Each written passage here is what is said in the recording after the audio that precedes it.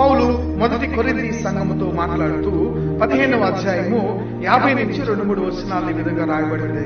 సహోదరులారా, నేను చెప్పినదేమనగా, రక్త మాంసములు దేవుని రాజ్యమును స్వతంత్రించుకున్న నేరము, క్షయత అక్షయతను స్వతంత్రించుకున్నదు.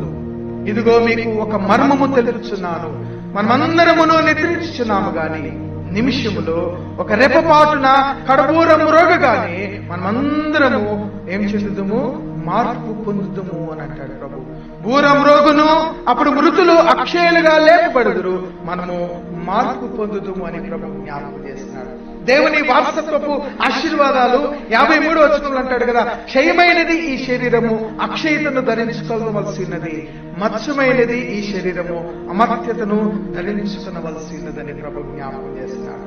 ఈ వారసత్వాన్ని దేవుడు మనకు అనుగ్రహించినది తన అనుభవాలలో నుండి, తన మరణపు స్థితిలో నుండి, బాధలో నుండి ఆయన మనకు అనుగ్రహించినటువంటి ఆశీర్వాదాలుగా మనం చూస్తుంటున్నాము. ప్రియమైనటువంటి దేవులారా, ఏది మనం కోరుకుంటున్నాం, ఏ వైపు మనము నడిపింపబడుతున్నాం?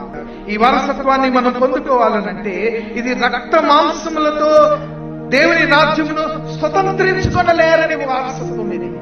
ఇదే శరీరంతో మనం ఉండి దేవుని దగ్గరికి వెళ్ళటము అసాధ్యము, ఆ వారసత్వాన్ని పొందటము అసాధ్యము. ఈ వారసత్వాన్ని మనం పొందాలంటే దేవుని వైపు మనం చూడాలి.